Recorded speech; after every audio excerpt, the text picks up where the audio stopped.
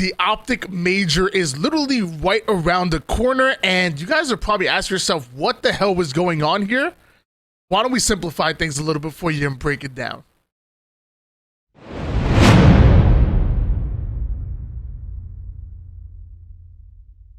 What's up, guys? Why Not Be Reckless, aka Why Not Be Casty. I'm one of the HCS commentators, and we have another HCS weekly report where today we're breaking down everything going in with the Optic Major and actually kind of hyper focusing on pool play and maybe a little bit of open bracket stuff. And you already know I couldn't do this alone. I got the one, the only Nick Bestman with me.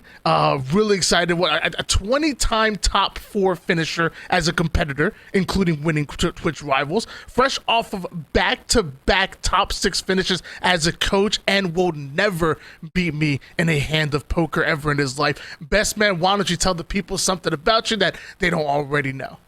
I think I might be up on you in poker. I don't know. I had to check my spreadsheet. You got a spreadsheet? What the hell? No, I'm just kidding. I'm just kidding. Those are fun time though. The pandemic was really fun for playing poker and bonding online. But yeah, I'm the coach of Shopify Rebellion. I've been in the scene off and on for almost 18 years now. Since 2005 is when I discovered MLG. So yeah, been around for a long time. Played professionally up until 2013. Retired, went to do the real life route, and then I came back shortly after Halo Infinite started and took a coaching job, and it was a great decision. It's been fun, despite a lot of troubles or a little rocky start last season with the team I joined and from where we are now. But that's what makes it fun, trying to get back to the top. And if you don't mind, I'll just ask a couple of questions real quick. As a player, how would you describe what you brought to the team? Like, what was your play style? What was your specialty? When people thought of Bestman as a player, what would they think when it first came to mind? Well, I always got called underrated. Underrated player, really good shot, aggressive. The standard, kind of like what Rain is now. That was kind of me back then. Like everyone thinks Rain's super underrated, always gets called underrated. That's pretty much what my whole career was. Never did get an event win. Just unfortunate. I came second a few times, and in a national championship as well, where that was the big tournaments back then. So yeah, aggressive, good teammate, good comms. Good BR. Never was like a main slayer or anything like that. Was more defined as like a support player, a lot of assists. Was always on teams where, I had a neighbor or I had like a Chig or somebody like that who would just kind of do all the slaying. So that's the type of player I was when I played. Is there any way that like your play style as a player has transitioned somehow to like coaching? Like have you taken any inspiration to who you were as a player and kind of brought that into coaching in any kind of way? Yeah, I tried to a little bit. I feel like the more modern Halos have fit my play style or how I used to play back then, because Halo 2, Halo 3 was more set up, shoot across the map, whereas Halo 5 Infinite, you're getting space, you're more aggressive. Um, like more run and gun, and that's kind of how I played. And I wish I was so good because I always get the itch to play when I watch Halo every single day. For scrims, going to tournaments. It sucks when things aren't in your control, but then you realize that you're 33 years old and you can't keep up anymore. So then you're like, okay, maybe I'm just a coach. I can't play. But yeah, I wish I could have kept playing a little bit and made it to Halo 5. I would have really enjoyed Halo 5, I think, if I kept playing, and in this game as well. Like I said, last question before we actually get to the video, real quick. What does a coach in Halo bring to the table? Like, what is it that you do on a day to day? Well, maybe not day to day, but like a tournament to tournament basis, and even during the off season or during the, I guess, preseason, preparing for LAN coming up. Yeah, so coach's job's pretty much defined as, scheduling scrims, and then as far as this year, we kind of took a step, me and Billy or Mental did, in terms of going from an AM team to a pro team. So there was a little bit more involved, like, getting strats from other teams, opening strats, pretty much how teams want to play on a matchup to matchup basis when it comes to like, who's in our pool play matchup. Like, okay, we got Optic or we got SSG or we got FaZe or whoever, and then, going from there and getting the notes and getting the stuff down, looking at Halo Data Hive, seeing how teams are doing, stuff like that. It's a pretty easy job, like I don't, especially with Ryan Noob on the team, you don't have to do too much explaining. Like he's kind of got it all covered. And right now we're really all on the same page, or we're close to, unofficially speaking. Yeah, we're going to be close to all getting on the same page again, and I'm really excited. Well, I'm excited to dig into the mind of yourself, and like I said, I want to hyper focus on pool play because that was just announced not too long ago. And Arlington obviously right around the corner. What is it? Today's the 15th. Arlington. We have 15 days, almost 2 weeks until we're gonna be playing in Arlington. It's back to land season, fresh off of Dallas, and pools look a little bit different, and actually every team will look a little bit different. So real simple as far as it goes. I'm going to read off a pool. I'm going to read off every team and the players on that team. Because of all the Rosetermania, I'm going to give you an opportunity to talk, about that team alone. And then we'll get into the actual matchups from team to team if you want. Because obviously with all the changes, I'm sure you probably have a lot to talk about. So, like I said, first we're going to read off every team in the pool, all the players. If you want to talk about any one of the teams or players, you're more than welcome to. We only have 3 teams per pool because we don't know exactly who's going to come out of open qualifier. But we could talk a little about the open bracket teams as well. There's definitely a few that'll be good to talk about. So, starting off in Pool A, you have FaZe, in case you guys live under a rock, Frosty, Renegade, Rule 2, and Snakebite. You have Quadrant, Legend, Chick, SLG, and Sika. And then you have Sentinels, Boo Boo Doo Falcated, Lethal, and Spartan. Probably the newest team put it together. You guys are probably thinking, what the hell's going on with the Sentinels roster? Lethal and Spartan are still on the squad, bringing in the duo from G1, Boo Boo Doo and Falcated. The only team change that we're actually seeing in pools, is there any one of these teams or players that you want to talk about here in Pool A? I mean, this is probably the pool of death. I think that's probably definitely the hardest pool for Sentinels. I mean, for all of them. I mean, Quadrant beat Optic last event and took them to Game 5. So, I mean, anything can happen in this pool. I'm, curious to see how Sentinels is going to do. They all placed top 12 last event. So you think like the only way they can go is up from there. I think we did scrim them yesterday with unofficially our new roster, and yeah, they're definitely solid. I like the upside in Sentinels, and then the open team could be a good team as well. I mean, you have two really good teams at first and second seed, and then you have like 3 to 5 other teams that could come out and like a status quo or a like a super CC team or whoever they show up, and Cloud9, whoever these rosters end up forming. I forget what the new team is, but yeah, that pool is going to be super interesting. It's going to make a break tournament for either Quadrant or Sentinels to get second or third in that pool, assuming Optic wins. We're just going to assume that. Yeah, we're talking about a lot of the teams that are in pools, but it's only the top 8 from North America, so kind of lend into what you were, alluding to, the likes of Complexities, Incognitos, Cloud9, and we'll talk about more of these teams a little bit later. We say it every event, but the open bracket is getting tougher and tougher, and as of right now, there's a little bit legitimate chance that you can see multiple open bracket teams make it out of pools, and shoot, maybe all of them, or I'm not sure, maybe 3 out of 4 of them. Honestly, with the way things are looking, we'll talk about them a little bit later. This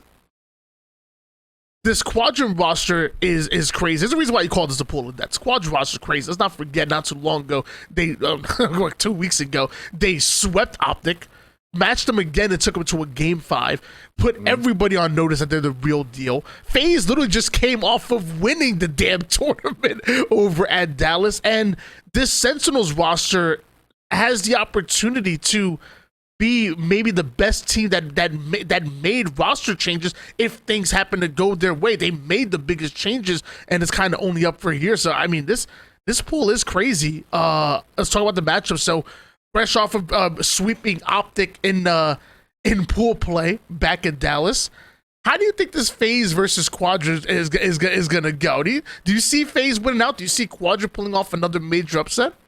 I honestly, and might sound a little weird, but it depends on what time they play him on Friday. I feel like FaZe is a team, and you saw it early on in the tournament at DreamHack as well. They almost lost to Hive super early on Saturday morning, and then they kind of started slow against Sentinels as well. They're a team that just kind of turns up the Sunday of the event.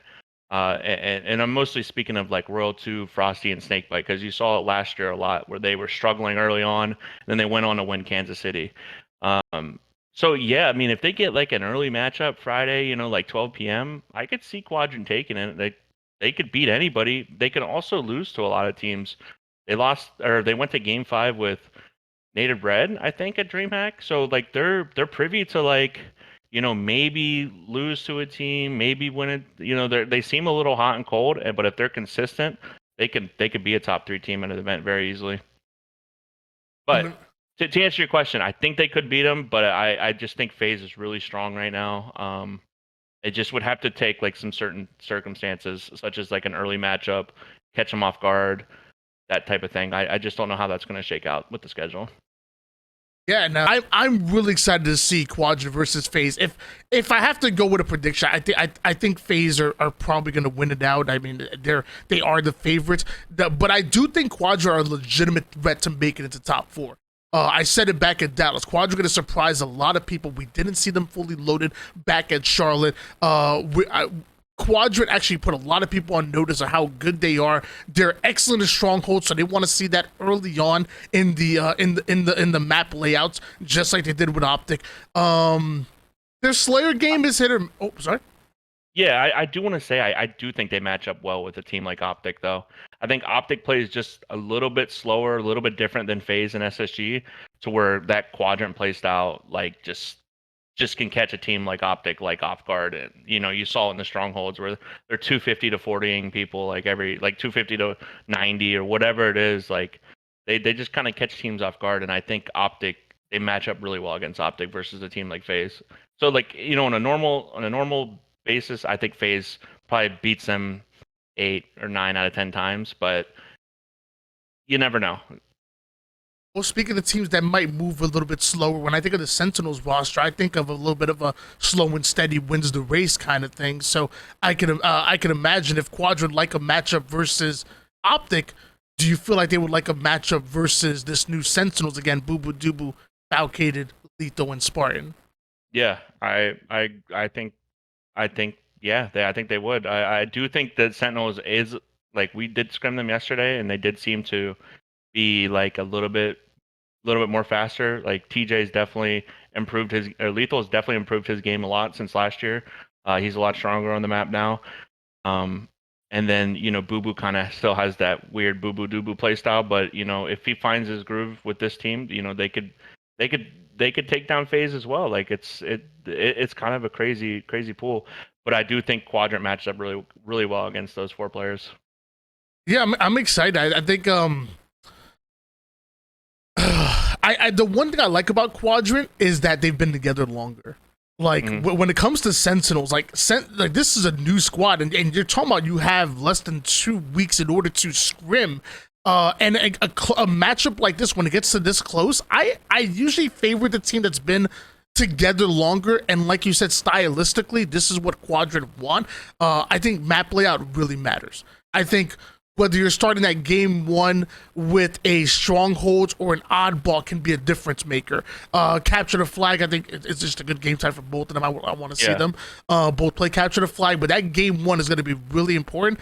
I'm going to be weird and lean more towards Quadrant in this match. Again, like just because they've been together longer, but this is going to be a really tough 2 versus 3 seed going into this pool. And then finally, Lethal versus former teammates. That's the storyline we obviously have to talk about, at least as like viewers and as fans. I have heard World 2 kind of say, like, when they go up against a team with Lethal 1 or with the Sentinels roster, they never really overthink it, they never overplay it, and it's just any matchup. But us as fans, we want to see this. Do you think Sentinels have a chance in beating FaZe, or is it going to be just as tough as Quadrant versus FaZe? Yeah, I think it'll be just as tough. Sentinels replacing two players and only having 2.5 weeks of practice, it's going to be hard. Versus just making maybe a player swap. Uh, I lean more quadrant. Being the second strongest in the pool right now, but just we'll see over the next few weeks how Sentinels does in scrims with the top teams. And how Quadrant does. I know they're coming back over early again, and I really do think that helped them a lot last event. They were in North America for at least a week and a half, scrimming the best teams. And when you're in EU, like you're just playing Navi. That's it. Like that's and no disrespect to Navi, but they're just not phase SSG optic native whoever. Like so when you get the better practice, when you get Quadrant over to the States, or if you get Navi over to the States, the teams are going to play better at the event, and it shows every time. Yeah, I think there's a very good chance that Quadrant come out as the 2 seed. It really is possible, but I really like the Sentinels roster. I see the vision on what they're trying to do, and like I said, I think if it works, it can really work, and it can really disrupt the meta that we're seeing right now. And maybe FaZe love this matchup versus Sense. They want to play against teams that are willing to slow it down a little bit, but maybe that slow and steady does win the race. Maybe they plant their feet, win those gunfights, win those engagements, and consistently put FaZe in a disadvantage. And maybe it works. I'm telling you, this Sentinels team could be a shift in the meta. Coming from a team like Shopify Rebellion, I'm sure Ryan was always preaching on about slowing the game down and getting that advantage. Maybe it works for Sentinels as well in Pool A. Meanwhile, Pool B, we have another team from Europe. You have Navi, Jimbo, Mighty, Snaky, and Snipe Drone. You have Space Station Gaming, Bound, Eco, Penguin, and Stellar, a team that looked very good leading up into DreamHack Dallas. And then G1, but a G1 you guys don't probably don't recognize at all. Hus, Neuronical, Precision, and Swish. This team was formerly going by Avengers, formerly going by Hive, and now Gamers First have adopted this roster, bringing Swish back home from G1 or to G1. Excuse me. Is there anybody or any team or anybody in this pool that you're excited to see or that you're interested in? How do you feel about Pool B as a whole? I mean, it's the only pool where nobody made a change, so it's a little boring, honestly. But I don't see either team beating SSG. I think SSG's they're just really, really good right now. Um, like they're a team that kind of doesn't take online scrims seriously, like online tournaments that serious. But leading up to DreamHack, they were just beating everybody in scrims, winning or getting second in most online tournaments.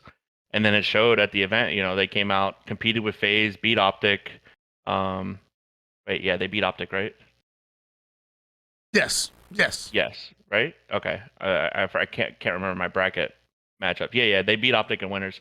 Um, because you kind of saw at Charlotte, like it was FaZe and Optic, and then like SSG didn't really compete. They got third, but they weren't in the series that they lost against them. And I just think they're probably second best team. They could be arguably could be first. I mean, it's just FaZe, Optic, SSG, and everyone else is trying to catch up right now. So I don't see either team beating them. Um, it'll be a battle for second for that pool. I lean towards. I don't know. I mean, they matched up in DreamHack and they went to Game 6. So, I mean, I don't know who I lean towards. I kind of like Navi. I feel like they just haven't really put it together, but they've shown flashes of being able to beat some good NA teams. They went to Game 5 with Native, or no, they beat Native Red, right? Native Red Yeah. beat Complexity, and they all Uh-huh. went 2-1. So actually, I think Navi might have actually beaten Yeah. Native Red. Yeah.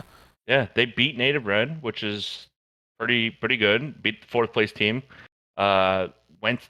I mean, they kind of got put down by Complexity, but that was just like Cycle and Collect going insane against them. And then I don't remember who the other team was. Yeah, that was it. I guess the other team was an EU team, but um, A Wubbabubs. Yeah. So I lean Navi, but I think it's a coin flip. To put it like as generic as possible. I think any one of those teams, and then if there's a good open team, I think maybe they could steal a series. Depending on who it is, if it's one of the good NA teams. Yeah, it's an interesting pool outside of SSG for second, third. Yeah, it's hard to disagree with you with how well Space Station Gaming looked leading up into Dallas, and then performing obviously even better on land than we saw them perform online. SSG looked the cleanest. In fact, going into winners bracket finals, they had only dropped a single game leading up until that winners bracket. They swept their pools, and they dropped maybe one game to Optic. They 3-1 them to knock them into the elimination bracket. So yeah, it's not that I don't believe in Navi or G1, but compared to Pool A, I think we have a very strong favorite in. Now when it comes to G1 versus Navi, I want to lean towards G1. Love with Swish. I love Swish. Love Precision. Love Neurotical. I love Hustle. You talked about yourself being an underrated player back in the day. G1 are a team made up of underrated players who largely didn't get any flowers in late into season one, although they should have. Swish got a little bit more with G1 later within the season. So I'm happy that they have an org that has respected them and say, hey, look, we've seen your consistency, we've seen your work, we've seen your grind, we want to reward that. But Navi are good. Dude, Snipe Drone might be the baddest man in EU. Jimbo, part of that team that got top 6, back in and consistently does it. He drops 40 bombs on me in matchmaking, and obviously we know I'm one of the best in the game. Mighty's is a young gun snake. He's been there, done that. If you're sleeping on Navi, I'm telling you, you're gonna be surprised. A lot of people want to say G1 gonna come out in second and it's gonna be easy.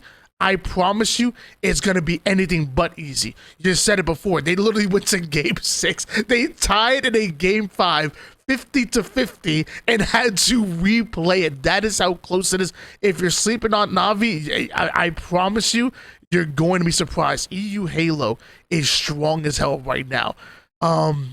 You lean towards Navi. I'm going to lean towards G1 because I just think it's bigger than us. Hashtag. I like I like Navi's upside a little bit better, but I could go either way though. G1 almost beating FaZe. I mean, they were one hill away from 3-0ing them. So I mean, it's a fair point. I just think on a more consistent basis, I like Navi, but they just had to put it together. And it sucks, they were just here, flew back home, then they got to fly back again. I don't think they're landing with anybody. I could be wrong. That does hurt them a little bit. You get that jet lag. That's a long flight. It's not like you're just going to the East Coast somewhere. You're going to Texas from London or wherever. So that's where Quadrant gets that advantage coming in early. They get to practice, they get to rest up, get adjusted. Navi just kind of flies over and they're here. So. Yeah, either way, I'll remember who was right when the time comes, but we'll see at Dallas or Arlington. And I got the chance to talk to SLG backstage, and he talked about that. Like, he said, just as important as grinding is, is being able to rest and I can imagine even alone, coming over and just getting used to the time zone changes that we see. Like, even that alone takes a little bit to get used to. So I'm gonna agree with you 100%. And I want to take this pool one step further. Let's say there's a world where I don't know, the number 1 team in open bracket comes in Pool D. The number 2 comes into a Pool C, and then number 3 goes Pool B, and then 4 goes bracket. Pool A. I'm not sure exactly how that goes, but let's say the 3rd seed out of open bracket goes to Pool B, and we'll say we got top 8 here. 1, 2, 3. We'll say Cloud9 are the 3rd seed coming out of open bracket. Rami, Septified, Nemesis, and Triton. Do you think that team has a chance of upsetting a team like G1 or Navi? Again, I'm not saying that they're going to be the ones. We're super theory crafting here. Yeah. Yeah, a team like Cloud9, I think they're not good online. They're just not a good online team at all. They're all over the states. None of them are in Texas, I don't think.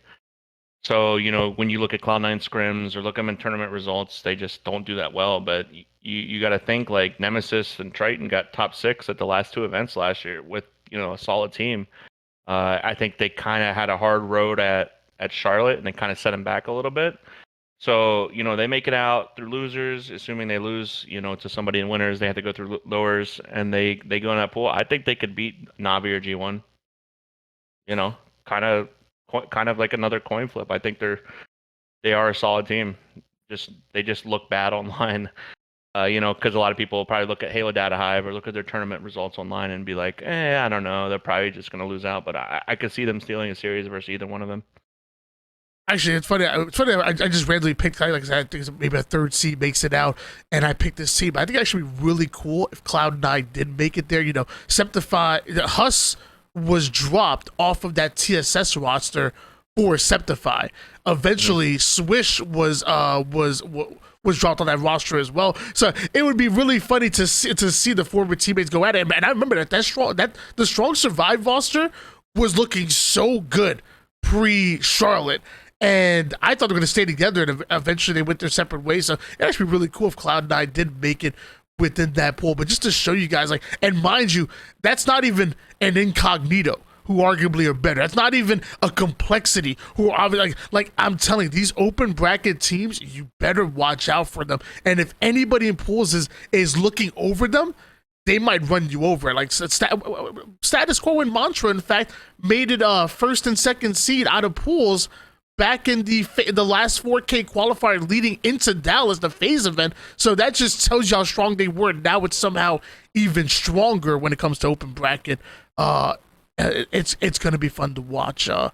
Meanwhile, we got to talk about Pool C, and I'm assuming going to be a little bit biased here, but we have. I try to speak realistically. Okay. Okay. I do with my team as well, but yeah, I just I try to be realistic with expectations. Obviously we want to win. That's why we weren't satisfied with top 6, and unofficially, made a change. I won't speak on the change because it's not contractual or anything like that, but it's contractually official or anything like that. So okay, theoretically speaking, I'll talk about our team and this pool. You ask away. What do you want to ask? Fair. Well, first I'm gonna let the people know, just in case there's some people who are watching. APG, Formal, Lucid, and Trippy make up Optic, and it is their major. So I will give them home field advantage, whatever that's worth. Shopify Rebellion coming out. Ryan New Brain, Mental, and possibly Cycle. According to the pool play qualified teams, the name Cycle is on there, but we'll talk about focusing mainly on Ryan New Brain and Mental. Then you have Luminosity, Bullet, Drift, Magical, and Noble, and then obviously a team coming out of open bracket. Well, first we'll talk about Luminosity. Luminosity were looking so well. I guess the team before they got signed by Luminosity were looking so good back when they had Tapping Buns on the roster. Obviously, Tapping Buns no longer there. Magico has stepped in and been phenomenal. I remember Noble back in Halo 5. Great centered shot, just a really good player, and then combine that with Drift and Bullet. But going up against a team like Optic, yeah. I don't know, man. I've also heard that Magico can't make it to the States. So they've been scrimming with different fourths. So I'm not that's sure. That's what it would similar with Dolan. Okay. Yeah. Wow, okay. So I don't understand the dynamic there. If it were to go by past history, we saw Native Red have Druck not be able to show up last minute, and then they had to go through open. So I would assume that would be the case again with this team. If they did have to pick up a different fourth, and then maybe 6 Karma would get put in the pool play. So I don't know. I think I can shed some light on that. So I believe what's going to happen is I believe a team can sign up with a coach, and if that coach fills in on the lineup, then they keep their pool play. But I think if they go and pick up a sub, No, they might go to open. Oh, no? Okay, never mind. So I think that was the case last event because there was no open. Charlotte, there was an Oh, open. okay, fair. Okay, never mind You then. know what I mean? Yeah. Wow. And they have been fighting this issue for a while because they went to Charlotte without Magico. They went with I forget who the fourth was. So it's just an interesting dynamic there. I was trying to figure out, just because I want to know who we're gonna play to prepare. But yeah, if it is the full strength team, they are definitely solid with Magico. I just don't think any of the other force that they're playing with are as good as him.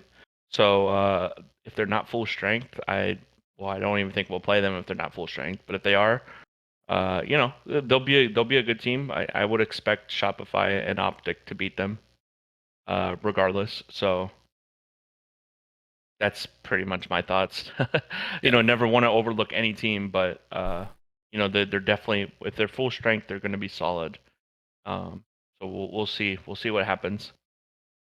And the now the matchup I'm more curious about is Shopify Rebellion versus Optic Gaming. Uh, Obviously Optic playing in their own major, but I will say two out of the top out of the most major online tournaments leading up into Dallas, they got top 6. Showed a little bit of weakness. Then going into Dallas, they had the opportunity to 4-peat, which very few teams that I can think of off the top of my head have 4-peated back to back to back to back on LAN. And again, a little bit of weakness shown at Dallas, not looking like the same dominancy that they looked like online late in season 1. Not looking like the same dominant, even LAN team that looked over the last 3 events. Optic are still a threat to win. But are Shopify looking at this and saying, hey, look, they're showing a little bit of weakness. Maybe this is our chance to send a message. Maybe this is our chance to beat them in Pool C. Absolutely. I think out of the big 3, we match up well against Optic. I don't think we've beaten them in any of the tournament play yet, but we've had some close 3-1s. It might just be Copium, but we in general we do match up better with Optic rather than FaZe and SSG. So happy with this pool. Obviously they're going to be tough. Obviously they could win the event. They could go back to their dominant self. But I think in theory the meta has shifted a little bit in Infinite. I think it's just a little bit different gameplay now, especially with the game types, like your Argyles, your King of the Hills and stuff. The gameplay is a little bit different than it did last year mid-season when they were starting to catch their groove. Even when they were getting second, they were still they were the best team. They just never won until that, was it Orlando? Like they were just crushers online. They never lost, and now we're starting to see them lose online. So that's how you can kind of base, like, it's maybe a fluke that they didn't win or be in the finals, but they were a little shaky online. Where last year they didn't lose scrims, like they always were winning, and so I think it's shifted a little bit in terms of like how the game is played, and that's something could be talked about later and more of a deep dive, but. Obviously, they're still the big 3, and everyone else is trying to catch up. That's why everyone pretty much made it change, except 1 or 2 teams. So, especially in the NA, everyone shifted in the NA, and mostly because this major is going to mean something in terms of points for Worlds, because of the points, the decay of points before the tournament. So then, what you place here, there's no more online stuff. So at this major, it's gonna matter for that Fort Worth. And then the Salt Lake Invitational as well. So like this was kind of the chance to like make a change where it would matter, even though it was so close. Yeah, so that kind of sums up my thoughts on why we did what we did unofficially, and everyone else did too. I'm assuming that's partly why, because nobody wants to make a change and only have 2 or 3 weeks of practice. Like that sucks, but. With the way the schedule is lined up, it kind of makes sense. I don't think there'll be that many changes after this event, but I could be wrong. Wow, thank you so much for shedding light on that. It's a great point. No more online tournaments, and this. Then we keep talking about LAN being, it's supposed to be the most important, and now it's the only thing here. So thank you for shedding some light on that. I'm gonna give you. I'm sorry. Yeah, I just want to say there's like a points decay for like Charlotte points, and then it's like I forget I forget the exact wording. It's like a 75% decrease in points. So then once you get to this major and you place wherever, then like these points matter more at the major for leading up in the Worlds at Fort Worth and then Worlds. Um, I think there's one more online tournament, and I think it's just a qualifier for the SSG Invitational. Kind of similar to the last qualifier for DreamHack, where first and second automatically gets in, and then it goes by points for the rest. It's just kind of, I think it's just kind of like a formality, but I mean, I guess somebody could theoretically get second that's not top 8 in points and then get qualified for it. But um, yeah, so I could be wrong. I don't know. Maybe they do change rules all the time throughout the season, so we got to check the handbook. I know there's somebody in the chat that knows the Ashen Man. I see a lot on Twitter where he follows all that stuff, so he'll probably know if there's anything that changes. Yeah, we'll definitely keep an eye out. Yeah. Overall, I like our pool. I like our matchup. Obviously, like if we were fifth or fourth seed would be the most ideal. You know, playing native would be like that would be the pool you'd want to win. You know, more of an even matchup. Teams that we beat or matched up with last event. But you know, picking one of the big three, I like our pool. Hopefully, we can come out on top. And the open bracket team will be good as well. It'll be the first or second seed, so it could be incognito. So we could be playing Suspector, Carmea, Sab, and Mortally. If things go like they shouldn't open and I don't lose anybody, that's the team we'll play. Yeah, that's a great point. I have Complexity and Incognito on screen right now because they're literally the next two, and they're so close in points. I wonder how that's gonna look. I do want to ask you a question. I'm gonna word it differently. Feel free to say no comment. I'll give you an out right off the rip. So, you talked about Complexity's main boys being Collect and Cycle, and the impact they had on the team when beating Native Red earlier in the show. There's obviously rumors going around that you guys are acquiring a new forward. So, talk to me about Collect and Cycle and what you see in them. If you were going to make an acquisition towards one of them, what do you think? What would you want one of them to bring to the table? You know, just like we kind of just, you know, if we were thinking about making a change unofficially, you know, we were looking for somebody that was going to be, you know, our past team, we did like everyone on the team, but we just got to a point where we felt like we hit our ceiling. You know, we got top 6 twice, but we didn't feel like we really competed at the event with the best. So it's kind of like if you don't get those good brackets or good pools or whatever, and you're not beating good teams, then you could get that random top 8 or top 12, and it's just like, you know, like the top 6 to top 12 was just like could be so random. So we were just looking for somebody that was gonna like bring up our floor to be like we want to be at least top 6. We don't want to maybe just get top 6, maybe just get top 4, maybe, you know, whatever. We want to solidify ourselves in a top 6 and eventually get to that 4th place team where we want to be the 4th best team. So we were looking for somebody that was going to be the best player outside of the top 3 teams, and I think Collect, Cycle, maybe a couple other players could fit that mold on other teams, but I think there's a handful of people, and those two are two of them that are the best players in the game outside of the big 3. I think it's really interesting that you guys got top 6 in back-to-back lands, but like you said, you wanted to raise your floor. You're not satisfied with that. It's not we're contending for top 6. Like, no, we're top 6 and we're contending for more. And I think if you guys were to make and everybody knows I love everybody on the crew. Carmea is phenomenal. Mental has been there, done that. Ryan Newman, Rain have been that duo and been those guys for a while. But I will say there are certain players out there, like for example, I'll throw it out there, like a Cycle, who is a future superstar in the league, and I would love to see Shopify Rebellion acquire somebody like him. I'm gonna take you off the hot seat now. You get my general thoughts though. We liked our last team. Yes. Kind of just hit our peak. We just want more. We want to contend. Whether that's for first, top three. Real, speaking objectively, I want to see us in the top three, top four, competing with the best, not just kind of maybe sliding in, or like maybe get top four. I mean, we could have easily got top four last event. We lost the native red, and that was kind of like the icing on the cake for where we wanted to do going forward. So, yeah, I see. Hopefully, Shopify at least second in this pool, maybe first. It'll be tough. I think the open bracket team could be a little bit better than Luminosity. So, we'll see how things shake out.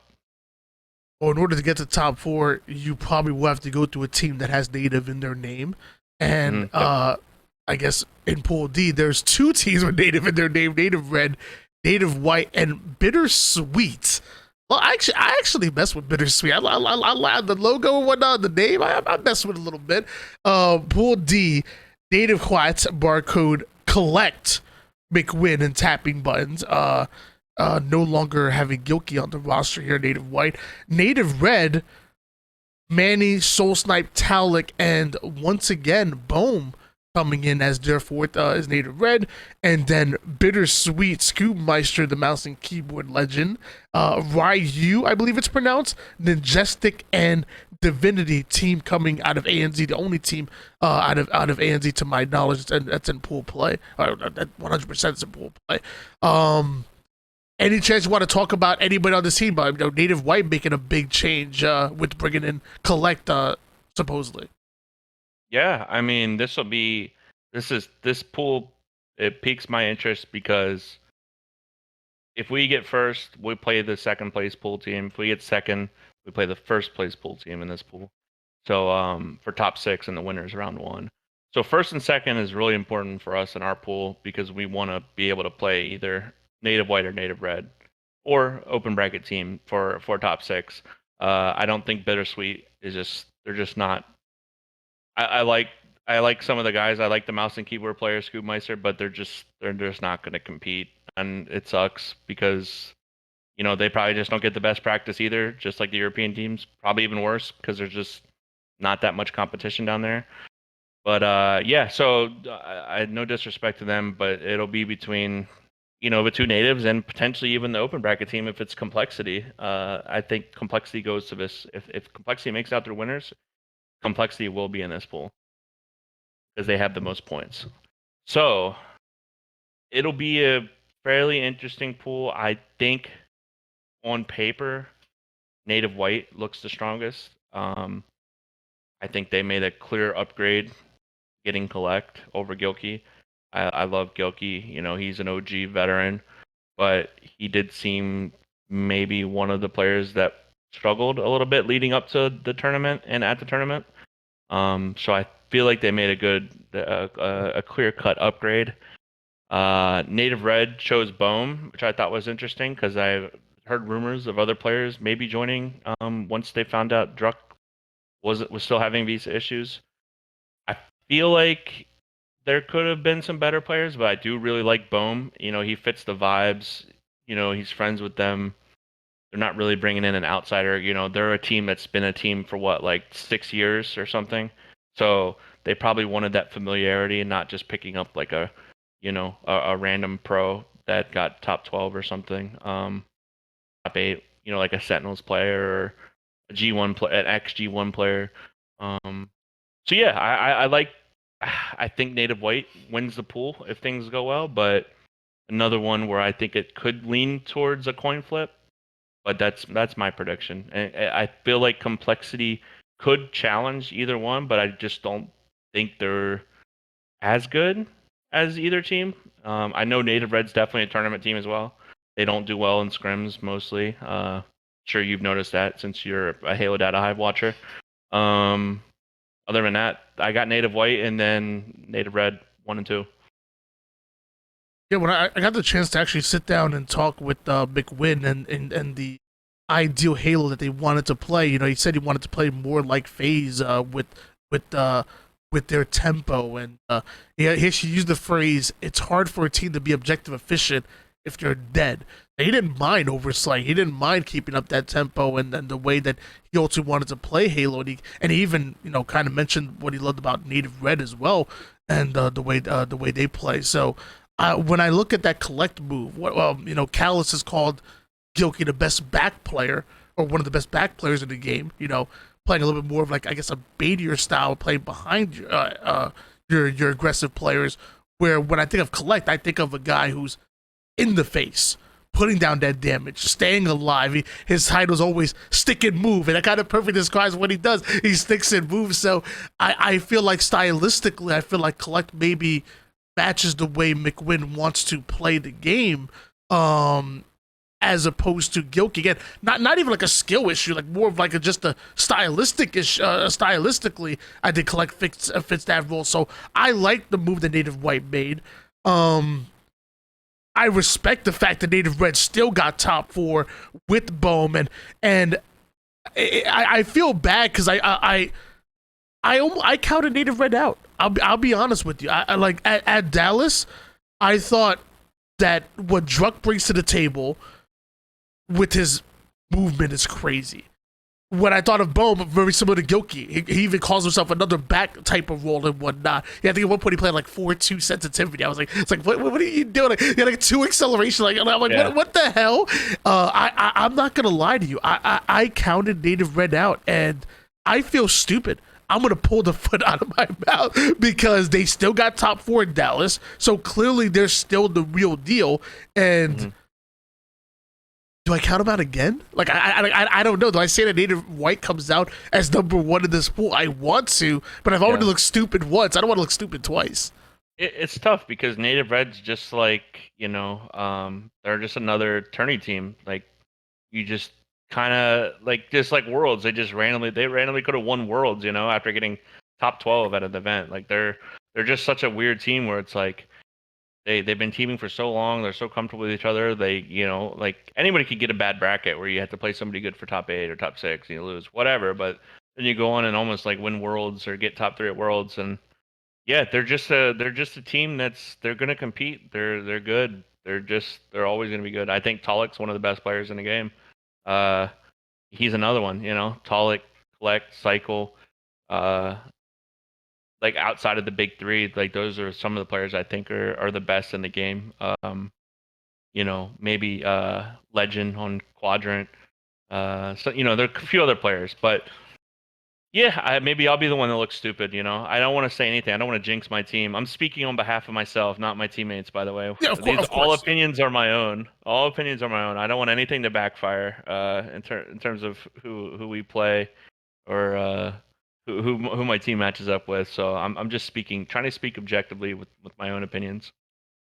Of course, absolutely, and thank you for bringing that caveat.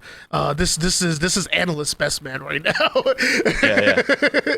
This is not like drama or anything. Like, just how I feel. How things have shaken out. I think Native White got a little bit better, but Native Red, they could just be randomly in the finals too. You just never know.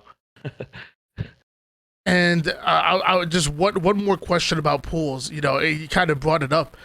If things match up in complexity, somehow made it into Pool D, which is not that far out, we could see a chance where Gilkey plays against his former team in Native White, alongside King Nick, Tusk, and Suppressed. Which honestly, this might just be a team that freaking works. Like low key, I'm looking at it, I'm like. It feels like the best free agents available put together, but that's kind of what that French Toast Mafia squad was. Gilkey and Suppressed back with French Toast Mafia, and we saw what the hell they did. Yeah, but they also had monsters, so fair. If Complexity made it into Pool D, could they upset the top 2, or are you believers in the natives? I think they could, but I lean towards like the natives winning, 70% of the time. But I do see that where on an off day or any given day, Complexity, especially with Gilkey's Revenge Tour, could come back and beat Native White or beat Native Red. and make it interesting. Could be another one of those pools where it's like 2-1, 2-1, 2-1, or 1-2, 1-2, or something like that. We've been a part of a few of those. So, well, whether it's online or at Charlotte, we've had some weird tiebreaker pools play out because we'll beat a team and then lose to a team, or beat a team and they lose to the other team, and that could be the pool where that happens. It's definitely a little scary, and I'm on the same mindset as you are. 70-30 natives come out first and second, but Yeah. you got to give anybody a chance. Like you got to Yeah. respect everybody that's in the league right now, and especially come out of this open. So I'm gonna copy you. I swear I was gonna say 70-30 as well. I'm gonna copy you and say 70-30. The natives come out on top first and I second. feel like that's like a good way to put it when it comes to especially Halo right now, with how bunched up some of the teams are, and how there is a little bit of separation at the top, or maybe a lot of separation. Like Incognito will be tough if they come into our pool as well. We're not going to overlook them. We know Suspector and Sab and Carmea, they're all capable players. Haven't seen much out of Mortally in pools. I think we did play them at Charlotte when he was on TSS, but haven't seen him compete with like the top teams. So that's also a wild card team. They could be good, or they could lose. So like there's plenty of AM teams like Proton, Cloud9, Status Quo. I think Super CC has a new team with like Posey and Arctic and Jazero, I think, is the team unofficially. I don't know if they announced it or not. Hopefully, I'm not leaking anything. But Somebody said in the chat, you're good. okay, yeah. Ace Posey, no, it's Posey, Super CC, Jazero, and Arctic. I'm pretty sure. Yeah, apparently So, Ace is running with Envor's team now. So yeah, that's looking a little bit different as well. yeah. And you know what? I'm gonna ask the last question that kind of leads me up to my next question. When I look at Complexity and Incognita, to me it feels like two teams that don't even belong in open bracket. To be honest with you, we don't have to talk about how great they are. There's two teams that make it through the lower bracket. Give me two sleeper teams that you think make it out throughout the low, not including Complexity and Incognito. I think they're gonna make it out of winners.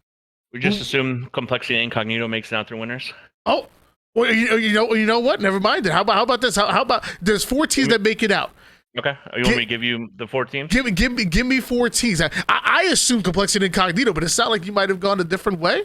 No, I'm just saying. I feel like anything can happen in an open bracket, especially if I don't know the exact seeding now with the new teams, but what it was looking like before was going to be Cloud9 and Proton playing each other on best of 3, a round before the best of 5.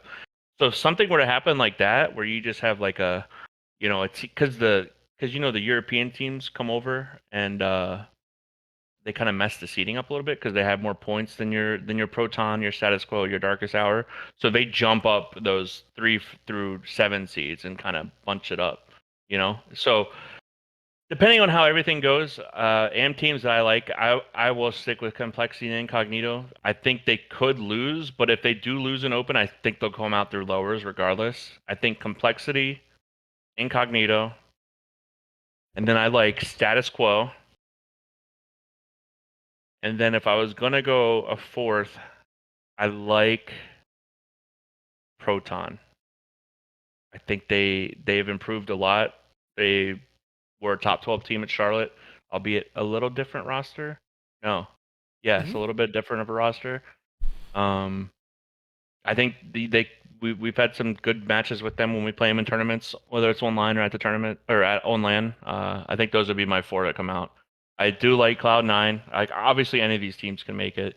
Super CC's new team, they could make it, but I do like Status Quo. I think they've gotten a lot better. We teamed with Diagram and Cherish last year. They did well with that Mantra team in that last 4K qualifier. When you were talking about them being 1 and 2 out of pool play. And then yeah, that's about it. It sucks that there's only 4 teams that come out, because last year it was a little bit different. There was more pool play teams, and there was 5 in a pool, right? Mm-hmm. Yep. And the fifth place team just went to the lower bracket. They weren't even out of a tournament. So there's just more competition, like, seeds 4 through 16 now, and including the EU teams. And so it just sucks that there's just going to be teams that are getting left out. But yeah, those are my 4. What do you think? You like Cloud9?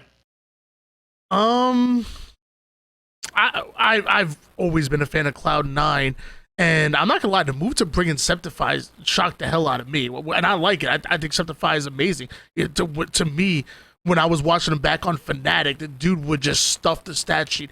He could slay it hard as hell. I always had the joke, you want to put Rami in. No matter what team Rami found himself on, they just seemingly would just win, and they were playing well. And then Nemesis tried to have been that duo for a while. Nemesis pop off at any given moment. I remember him dropping a running ride with the shock rifle and trying having a very good pure centered shot. I like Cloud9. I just wish I like Skep too. I just wish they just picked up like Carmea or somebody. Like I wish they would have picked up somebody with just more upside, because it just seemed like they went to their friend group, which is what a lot of teams do. They all just kind of mingle in their friends instead of just picking up somebody with upside. That's my only knock, is why I'm not choosing them. But I could be completely wrong. Like I said, they are a tournament team. Rami and Nemesis and Triton, top 6 at 2 major events last year. That's nothing to scold at. They've just had a rough season so far. I just weirdly like how these two teams, Complexity and Incognito, ended up being. Like I like Yoki and Tusk on the same team. I think the com's gonna be really good. I think you have IGL potential. You have a team that understands when to slow the game down and when to be kill heavy. I think Suppress is a great damage dealer. King Nick is an X Factor player. I like Complexity. I like the way that ended up. And then on the other side, I like Incognito. Suspector and Carmea on the same team with Sad, like just so much damage going down on the map, like so much potential, so much ability to stay alive. Like I like the way that ended up coming in. I feel like those 3 complement each other really well as well. And then I got the chance to play like a random 8 lobby with Mortally, and I think not only mechanically is he gifted, I think he has a great mind for the game. I love how those 2 end up. I think they make it out of winners. I'm sorry. I think those 2 teams just too much talent, too much natural chemistry. Love the 2 teams. I love what you said about Proton Gaming, because I feel like Squally is really good, and I think he plays well with that team. Proton did great at Charlotte. Like we said about status quo, Diagram stock went really high. If I have to pick 2 teams to make it out of lower bracket, who's burnt me the least? Because I feel like these 3 always, who's burnt me the freaking least? Shit. I hate you for putting me on that. I was only gonna ask you. I was just end the video there. I was gonna give my own. Give me. Pick Cloud9. I know you want to. Give me Cloud9 and Proton. Ooh. Give me Cloud9 and Proton. I feel like they've done it on LAN. They've done it at a fairly high level. King J's gonna kill me. I know. I'm clipping it and sending it to him right now. I cast Apex, so if anybody's be a believer in Cherish, it should be me. I've played a ton. I've played a decent amount of a decent amount of Halo 5 with Piggy. I know how good he is. I love the triplets. I think Diagram not only is a great player, but just great vibes as well, which I think is important. But whenever I lean towards teams on LAN, I feel like if I've seen you have more success on LAN, been there, done that, I lean more towards that. And I look damn good in the Cloud9 jersey as well. So give me Cloud9 and Proton Gaming. Yeah.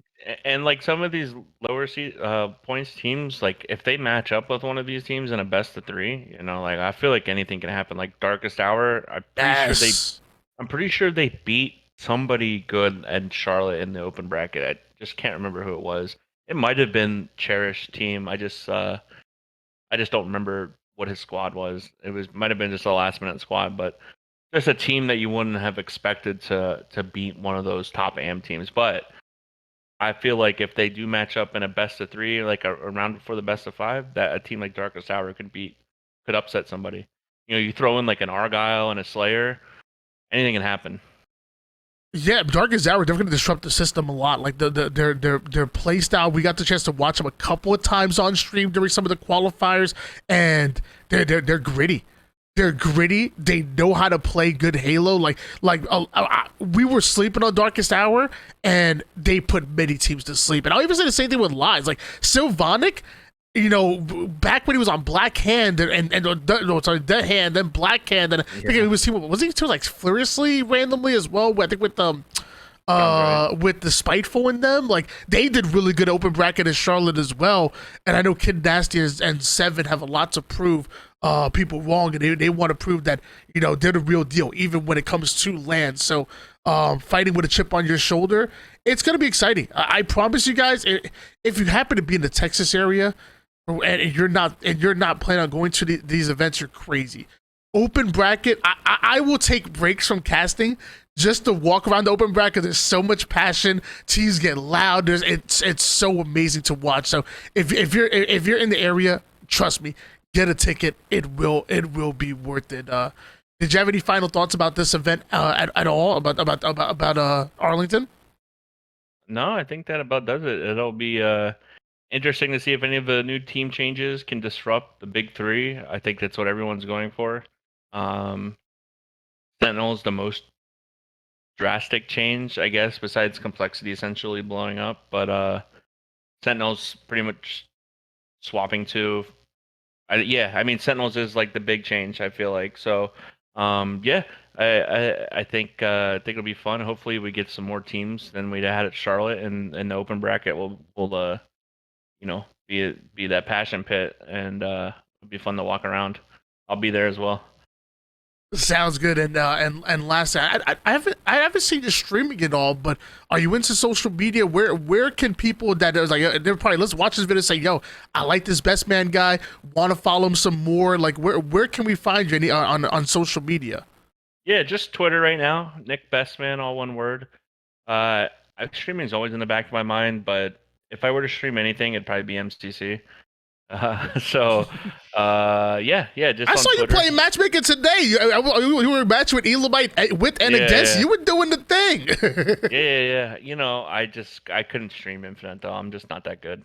So I'm just too insecure to play to stream Infinite. But MCC would be fun though. I love playing MCC when I get on. I think MCC is actually a really good game right now. So yeah, it's fun. Maybe I'll stream on there. But if you do, follow me on Twitter, then you'll see it. Well, I can't wait to see you, and I know you're actually in Texas right now, so maybe you can show me around a little bit. I love food, so if you have some secret spots, you gotta let me know. Guys, twitter.com/Nick Bestman, NickBestman. Caps aren't even important, so I don't want to hear no excuses on why you haven't already followed them. Twitch.tv/Bestman as well. Maybe we can get him on some Halo Infinite, but like you said, MCC is more likely, and I'll 1v1 you on Octagon there too. I promise you, these hands are rated E for everyone. It don't matter what Halo. I'm gonna show you. Yeah, hey, once you get back into Onyx on Infinite, maybe you'll match up against me and we can throw down a little bit. We're gonna end the video. He didn't say that. We're gonna end the video right now. He didn't say it.